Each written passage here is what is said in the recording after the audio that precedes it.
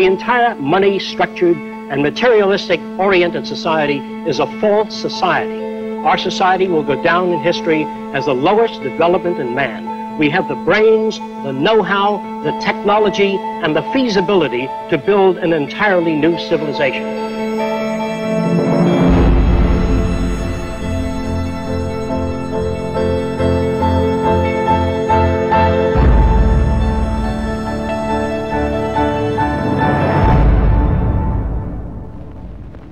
It was living through the 1929 Great Depression that helped shape my social conscience.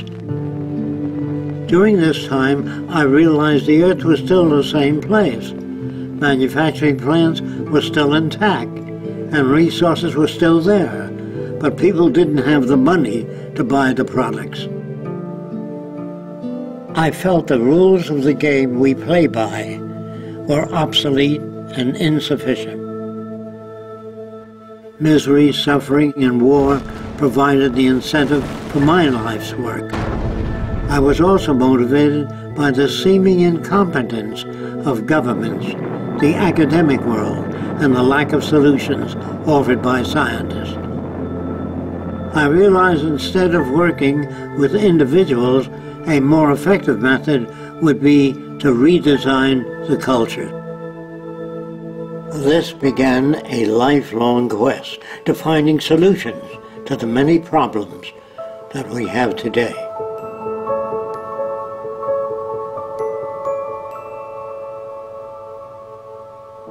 This presentation is a feasible plan for social change that works toward a peaceful and sustainable global civilization where human beings, technology, and nature coexist.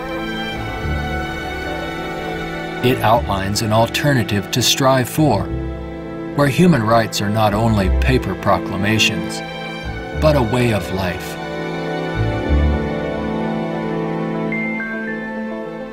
It is called the Venus Project.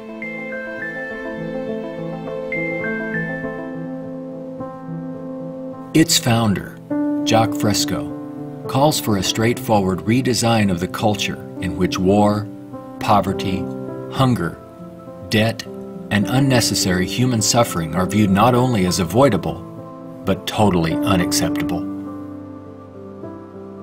It is becoming increasingly obvious that anything less will simply result in a continuation of the same problems we face today.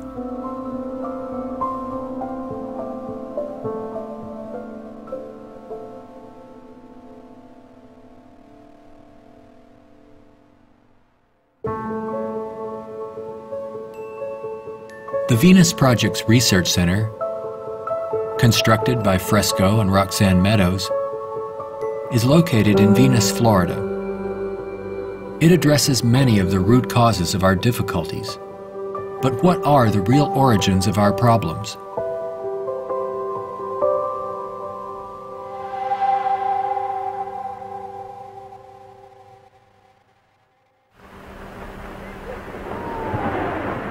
At present, we are left with very few alternatives, since we're on a collision course of our own making.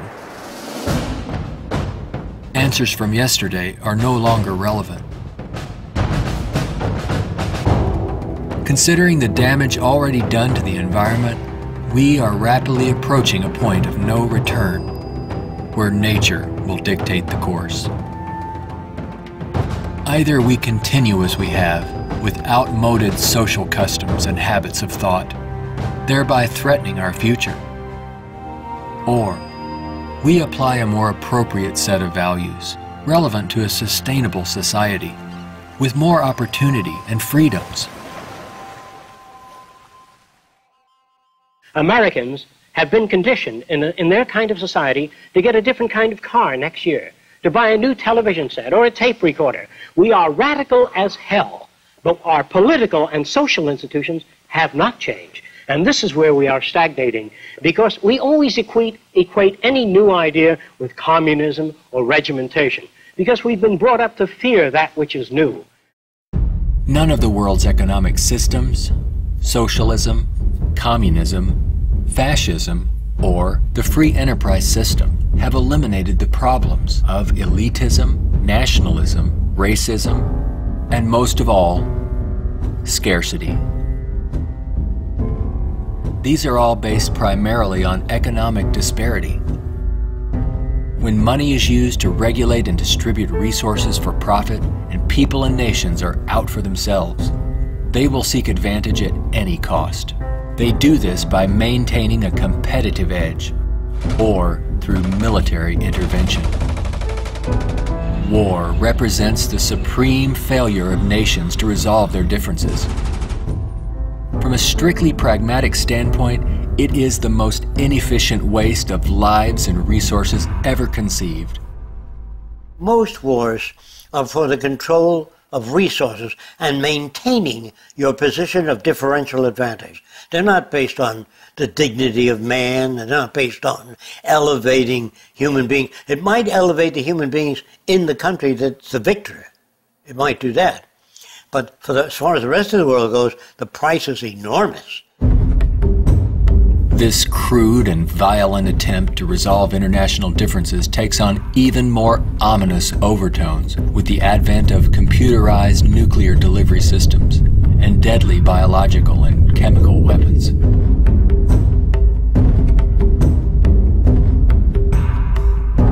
Yet it is a windfall money-making opportunity for those who profit by the military-industrial complex. If the profit were taken out of wars, do you really believe we would have them?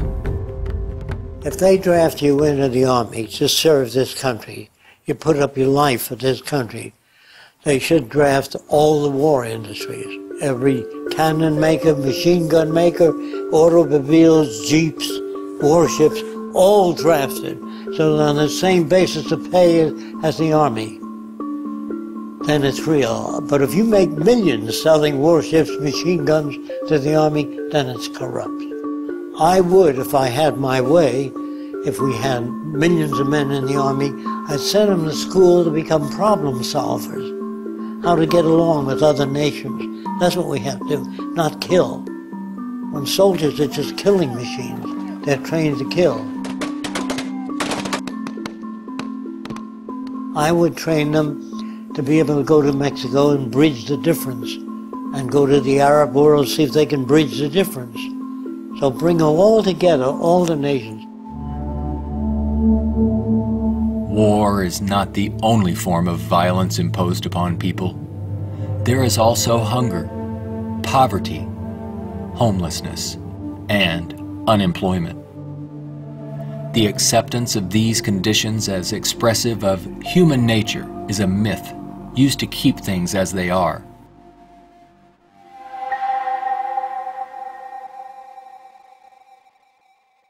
Genetics has nothing to do with greed, business, race prejudice. All of the operant systems in any society are part of your education, the books you read, the role models you follow, and the people you admire. The genes have nothing to do except with the color of your eyes, the shape of your nose, perhaps inherited features. The genes do not control values. And even if you're born with a much better brain than another person, meaning better receptors, the quality of the tissue is better, I would say that if you have a better brain and you live in a fascist country, you become a fascist faster. The brain has no mechanism of discrimination. The brain can't tell you what is relevant or less relevant, except experience. We are not born with greed, envy, hatred, or bigotry. Our behavior and values are reflective of the culture we are exposed to. If you were raised by the headhunters of the Amazon, you'd be a headhunter. And if I said to you, doesn't it bother you to have 5 shrunken heads? You say, yes, my brother has 20. So, is he nuts? No, that's normal to his culture. social and environmental problems will remain insurmountable as long as few nations control most of the Earth's resources, and the bottom line is profit over the well-being of people. Putting profit first results in unnecessary suffering and aberrant behavior prevalent today.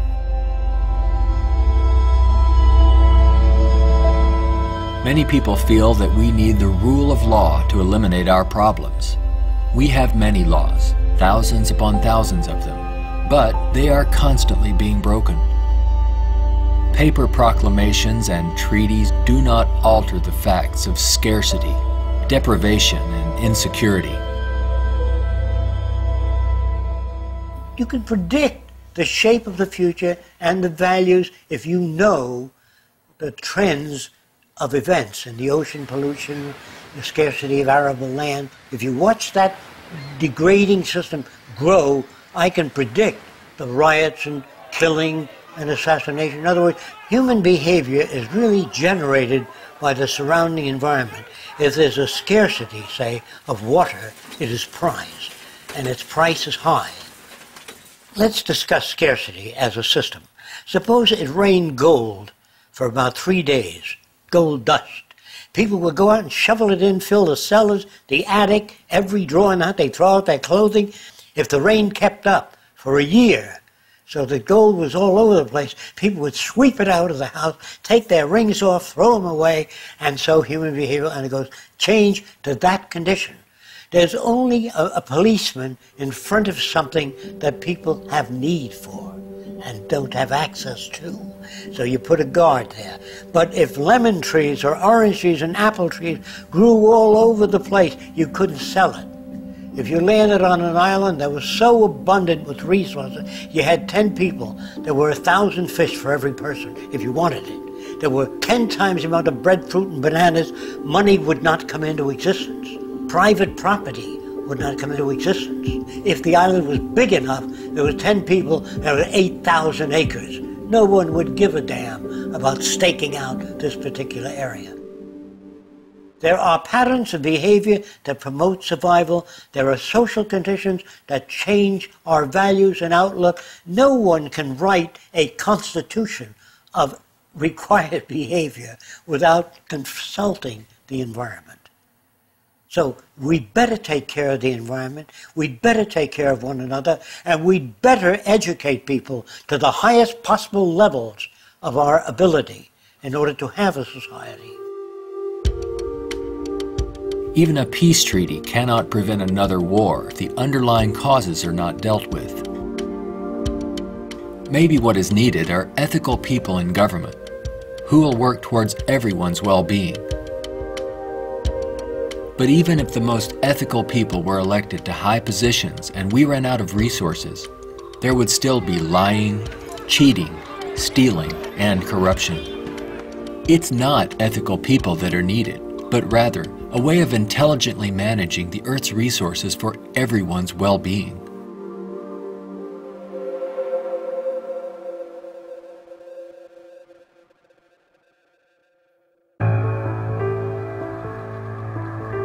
Let's examine our social arrangements further. To maintain our economy, products must continuously be sold. To assure this, they are deliberately designed to wear out and break down. Maybe you've noticed this usually happens right after the warranty expires. This corrupt practice is referred to as planned obsolescence, which is the conscious withdrawal of efficiency. Innovators go through the finest schools and then are required to design things that wear out and break down right on schedule. This results in a tremendous waste of resources and energy. We are plundering the planet for profits. If you think about it, it isn't a job people want, but access to what their paycheck will bring. Money does not represent anything real, and there's no gold, silver, or resource to back it up. You you can't eat money or build a house of it. It's not even related to our real capacity to produce goods and services on this planet.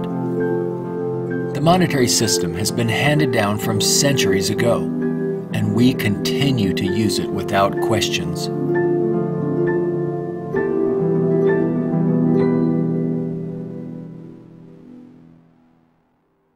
This system will keep installing more and more automation, cutting down on the purchasing power of the majority of people. There will come a time called the Gaussian curve, where employment is that, production is this, and purchasing power is that. The system stops. Banks fail, nothing works anymore. We're moving in that direction very rapidly. We have finally gotten to a place in 2011 where it's becoming obvious that the machine has beaten the man. We're incredibly productive with far fewer people. We are more productive. We are more productive as an economy than ever before. An iPad app can do more than workers. 4 people. Just that there are fewer jobs. The jobs that do exist now can have lower wages because, for obvious reasons, a lot of people looking for a small number of jobs. The wages go down. That has huge impacts on the middle class and ripples out from there. We're moving towards social collapse. I think this is going to happen all over the world, not just here. And it doesn't require the overthrow of the government. It just requires that you let it alone. It'll overthrow itself. If you control the media, you can calm people down. But if the majority keeps getting laid off, they don't have purchasing power, the system collapses. It doesn't work anymore.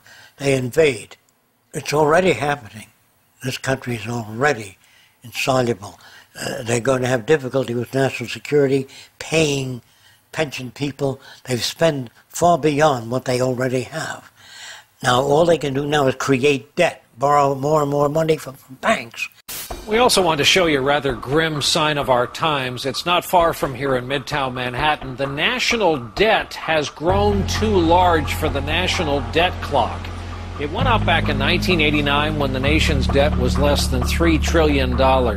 The debt has been piling up so fast lately they had to drop the dollar sign to make room for an extra digit as the number turned over to more than $10 trillion now and counting every second. A whole new clock with 2 extra spaces will go up next year. The federal government is not allowed to print money. It's not allowed to lend money or get in the banking business. That is a privilege for bankers only.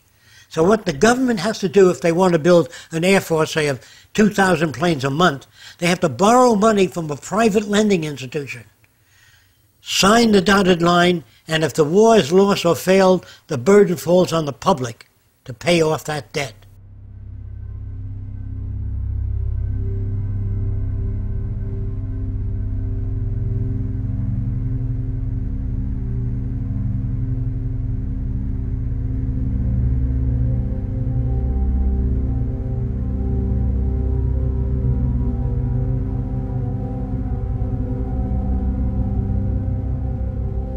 We find ourselves and our social constructs in a transitional state, a matter of social evolution.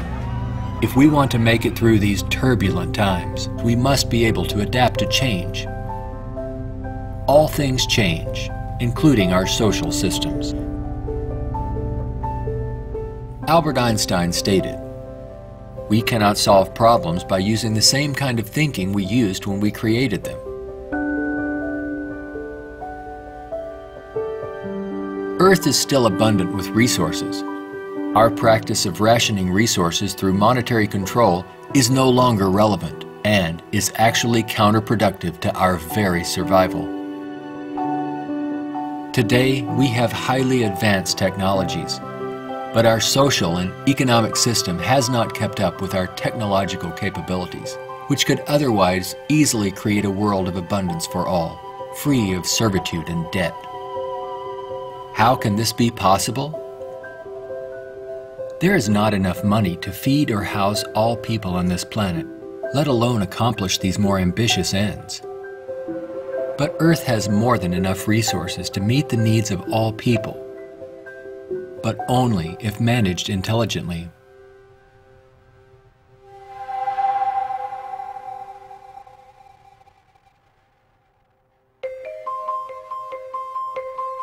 Jacques Fresco envisions a solution that he calls a resource-based economy. It is a socio-economic system in which all goods and services are available to everyone, without the use of money, barter, credit, debt, or servitude of any kind. It is unlike any social system that has gone before. Fresco arrived at this direction through 75 years of study and experimental research.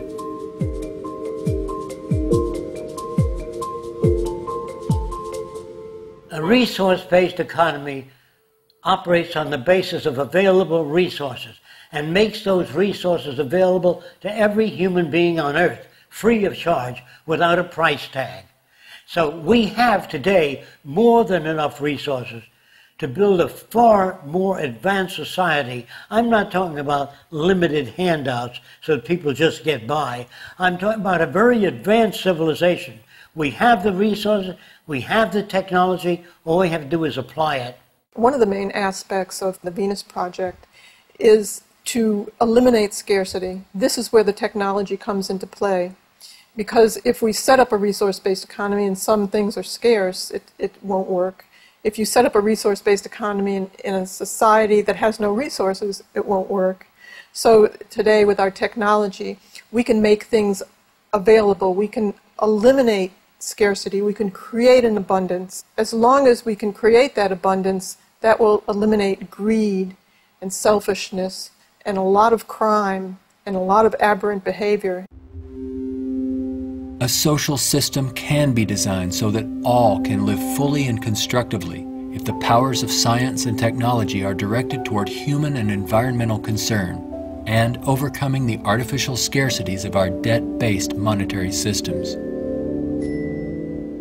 All people, regardless of political philosophy, social customs, or religious differences, ultimately depend upon the same resources: clean air and water, arable land, medical care, and a relevant education. I think if you pledge allegiance to the earth and everyone on it, that'd be the way to go for the future. The human species is a single family, and the world is home to everyone. Neither nations nor people can coexist separately any longer. No more separate nations, so anyone can go anywhere. Before the states joined together, they used to stake out their territory. They used to fight. They had militias. They would fight. This is our territory. Oh no, you're intruding. When all the states joined together, the government worked out the lines of the states and they agreed, and that was the end of territorial disputes. If you want the end of war, you must declare the earth common heritage.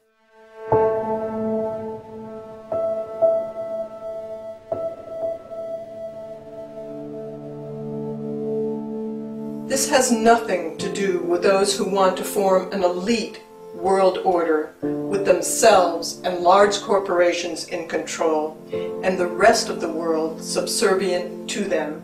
On the contrary, a global resource-based economy enables all people to reach their highest potential, where they can thrive and grow in a society that works in their behalf, a society that protects and preserves the environment as well, one that understands that we are part of nature, not separate from it.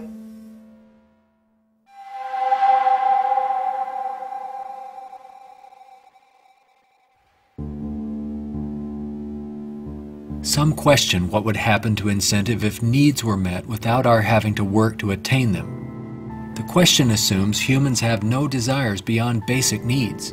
If that were true, there would be no inventors, writers, or teachers. People work with passion on the things that interest and challenge them. Let's enable all people to have the opportunity to partake in the greatest challenge one can have, improving our world for everyone. Individuality will be emphasized rather than uniformity. This social arrangement will generate a new incentive system that values the protection of the environment and social concern, rather than the shallow, self-centered goals of wealth, property, and power. It does not call for uniformity. It absolutely calls for diversity. The more diverse people are, the more individuality. So we emphasize individuality, creativity, innovativeness.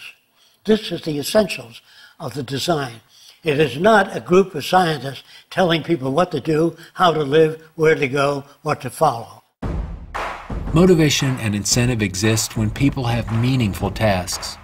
True growth and development occur when people are involved in creative, challenging, and constructive endeavors. However, motivation and incentive die in the daily grind of boring and repetitive jobs required to earn a paycheck.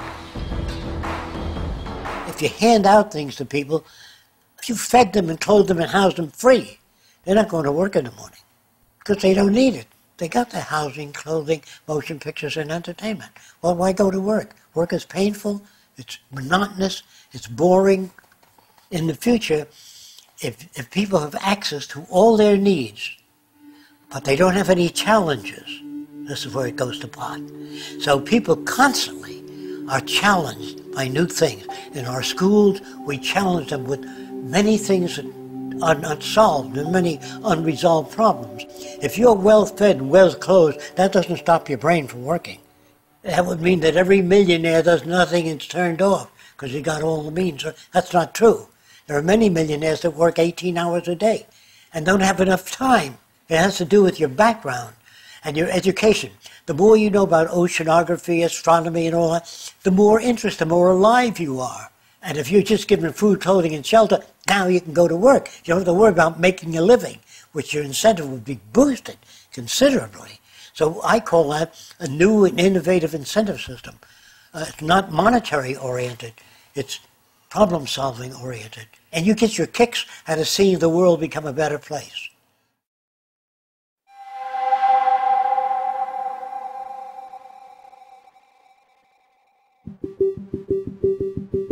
How can we use our technology wisely so that there is more than enough for everyone? To achieve this, it's mandatory that the planning for it be based on the carrying capacity of the planet's resources. Our entire infrastructure must be redesigned and operated as coherent, integrated total systems. This means we must consider our entire global community as one unit that includes everyone and plan accordingly. Only in this way can we use our technology to overcome resource shortages, provide universal abundance, and protect the environment. Therefore, a global survey is first needed to assess exactly what we have. This would inventory our physical resources, personnel, production centers, and the needs of people. This enables us to determine the amount of goods and services needed. For instance, where is the arable land to grow crops? How many people are in various locations? And what is the state of their health? This would determine where hospitals are built and how many. If you try to do that today, ask for a global resource survey of all nations, they'd wonder, what are you trying to do that for? To find if we got enough resource to fight you in armaments and other things? They would be skeptical, hesitant to give that information. So I would say it wouldn't work in today's culture. But after the ideas are put forth and the reason for it and the advantages gained by all the nations, it would have to be specific advantages that they can understand in their terms. And if they agree, then the survey would be conducted. It's not my opinion or the opinion of anyone else would be used. It's the size of the population, the availability of resources, the carrying capacity of the earth that determines what is done and how fast things move. See, today it's done on a totally different basis. But in the future, it'll all be based on a form of dynamic equilibrium. That means operating everything at the highest potential without environmental neglect. The key to achieving abundance and a high standard of living for all is to automate as much as possible in the shortest period of time. But during the transition, we have to bring together the technological capabilities of people working with computers and working with technology and building and designing methods of delivering these resources and the necessary industrial plants to process the resources. Our problems and their solutions are technical, not political. Most problems can be solved when technology and the methods of science are used to serve all people, not just a select few. But what is it that you want? You have to ask yourself, I want to live in a world where I don't have to fear that my children will go into another war, where there'll be deprivation or problems or disease. Do you know how to build that kind of world? No, I don't.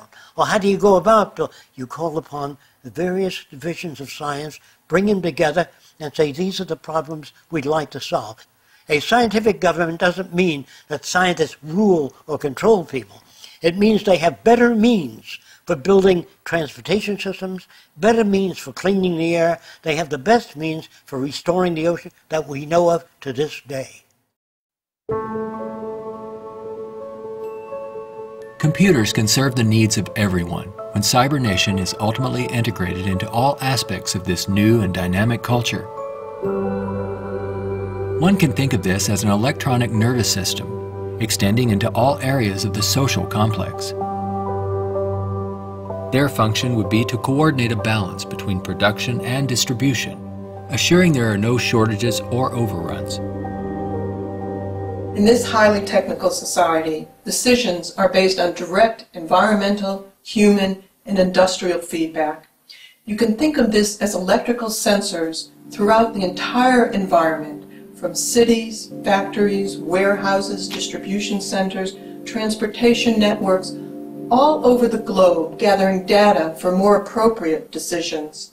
The decisions are based on the needs of society rather than corporate or private interests.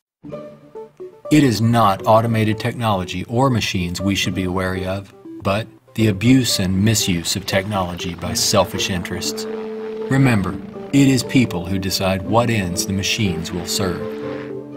If technology does not liberate all people for the pursuit of higher aspirations in human achievement, then all its technological potential will be meaningless. You always do a positive and negative study before you engage in the actual reconstruction of an environment.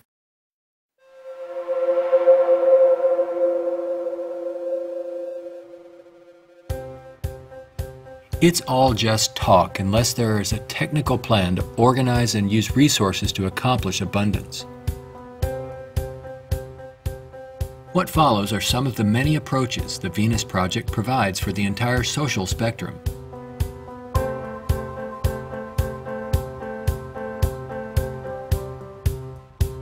Today, more than half our population lives in cities that are polluted, dangerous, and waste energy.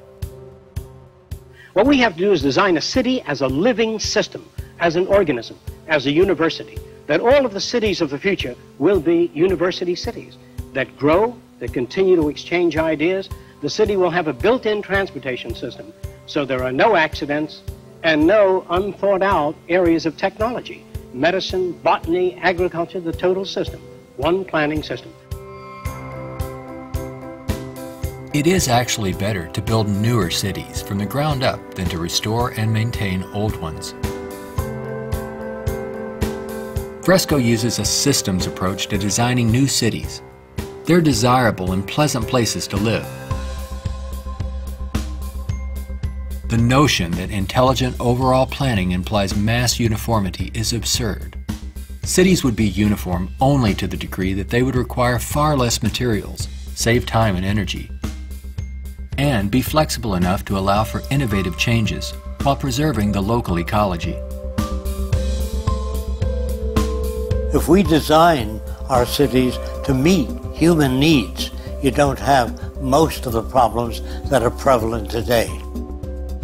In the Central Dome, you have childcare, schools, dental care, medical care. In the production and design of the cities, we work out 1/8 of the city system, and then we reproduce it instead of have architects design each building and each structure, which is a tremendous waste of energy and talent.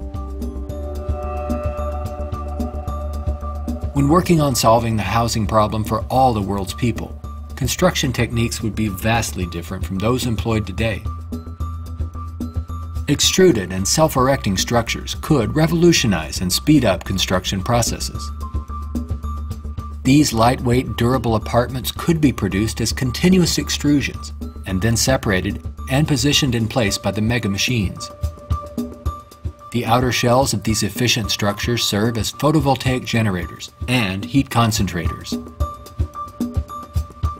You don't own anything in this society. Really, people don't want money.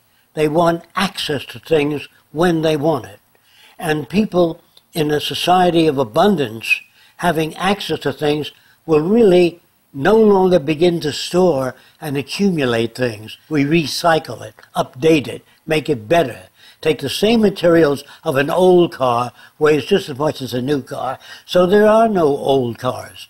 Old cars mean danger. If you drive a very expensive car and somebody else drives a beat-up old car, if their brakes fail, you may die. We don't want any old cars on the highway. We don't want anything that breaks down. We don't want anything that takes looking after.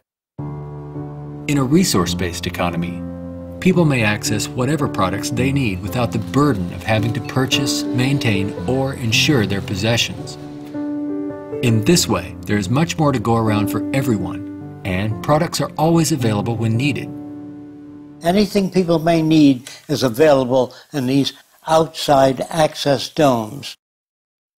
Sculpturing materials, musical instruments, somewhat like the public library.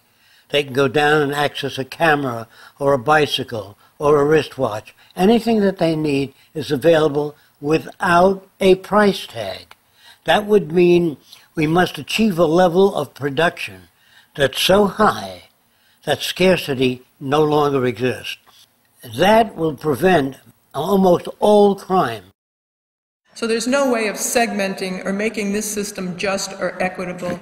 We have to make a system that assures human rights. You know, when everybody has free access to goods and services, you don't have to fight for women's rights or black rights. It's an automatic in a society that's set up that way. You don't have to make laws, don't steal. It would bypass that behavior. Surrounding the central dome, you have the research centers. Centers that do work that's relevant to the sustainability of the entire community. As we move away from the research centers, we come to the recreational area, which has tennis courts and all of the games that people require.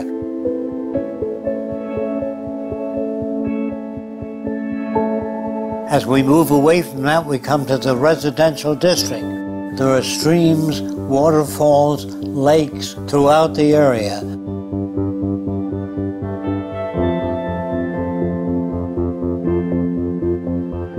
We could provide a wide range of unique homes and apartments that can be relatively maintenance-free, fireproof, and virtually impervious to adverse weather conditions.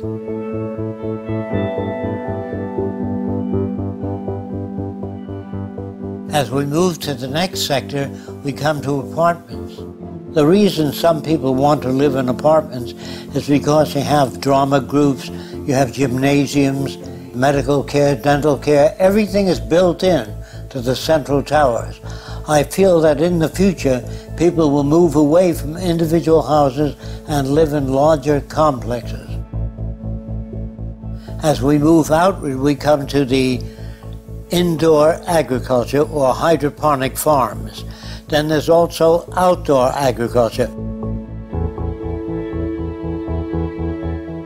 The city would use the best of clean technology in harmony with nature, such as wind, solar, geothermal, heat concentrators, piezoelectric, wave, temperature differentials, ocean thermal vents, and much more. A major development for generating energy in the future could be the construction of a land bridge or tunnel across the Bering Strait. These underwater structures convert a portion of the ocean currents through turbines to generate clean sources of power.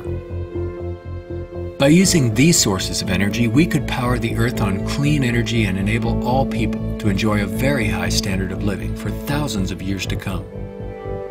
There's no need for the use of polluting hydrocarbons any longer. Pollution will be a thing of the past. All transportation will be integrated into a worldwide transportation system. Transportation within cities will be by transveyors. City-to-city travel will be by monorail.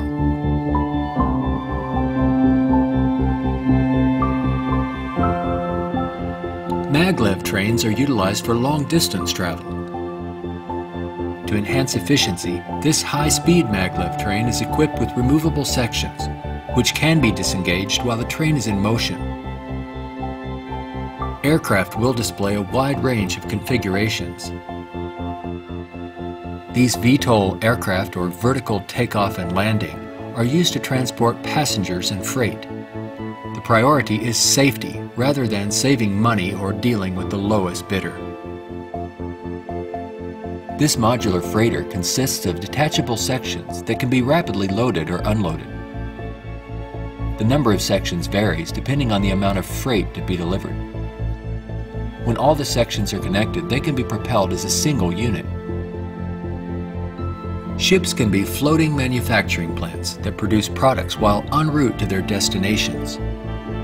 They can also serve as education centers, where children and adults travel worldwide, obtaining innovative education, not through vicarious study, but through experiencing and interacting with the real-world environment. A national transportation system would include a network of waterways, canals, and irrigation systems. They could serve to minimize the threat of floods and droughts while allowing for the migration of fish, provide natural fire breaks, emergency water sources, fish farms, and recreation areas. When we unleash science and technology directly into the social system without the restrictions of the marketplace, finances, or patents, we could achieve a very high standard of living within a very short period of time. This society would continuously improve, changing rapidly through new technologies, inventions, and ideas. It would be an emergent society rather than an established one like we have today. Imagine living in an extraordinary oceanic city, helping to restore the ocean environment while eliminating land-based population pressures.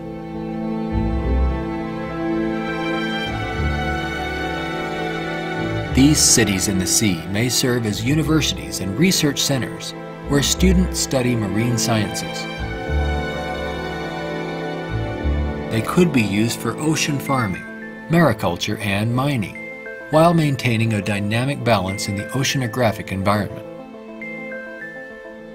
Self-sufficient cities in the sea vary in design depending on their location and function. This undersea observation station permits people to view marine life in its natural habitat. These mariculture and sea farming systems cultivate and raise fish along with other forms of marine life to help meet the nutritional needs of the world's people. These structures would permit the free flow of water throughout. Using technology in this way would make it possible for a global society to achieve social advancement and worldwide reconstruction in the shortest time possible. Utopia, if it's ever established, will die, will stagnate. Whereas what I'm talking about, an evolving culture or an emergent culture, I have no notions of a perfect society. I don't know what that means. I know we can do much better than what we've got. I'm no utopian. I'm not a humanist who would like to see everybody living in warmth and harmony. I know that if we don't live that way, we'll kill each other and destroy the earth. This new lifestyle, while providing leisure and recreation, would also enhance knowledge and creativity for everyone. The measure of success would be the fulfillment of one's personal interest, rather than the acquisition of wealth and self-centered goals. A resource-based economy would not only change our environment to make it clean, efficient, and enjoyable, but it would introduce a new value system appropriate to the direction and aims of the new innovative approach. With education and resources made available, there would be no limit to the human potential. Everyone will have the freedom to pursue whatever constructive field of endeavor he or she chooses, without the economic limitations that we face today. We are now at a time when decisions must be made if we wish to evolve from our present culture of scarcity, waste, and environmental destruction to a sustainable society of ecological concern and abundance. A nation without a vision of what the future can be is bound to repeat past errors over and over again. If we say dishonestly that man is the highest form of evolution which you get in the school, man destroys the oceans, the fish, the atmosphere, one another, and man flies over a city, presses a button, and burns everybody in the city with nuclear weapons. Is he the highest creation of nature? Not yet, in my opinion. We've got a long way to go. We could either develop paradise on earth or oblivion, wipe ourselves out. Only the future will tell. It's what you do to make the future. We can create a world where war and want are distant memories, when all of science and technology are used within a global resource-based economy for the protection of the environment and the well-being of all. Only then will we understand what it means to be truly civilized.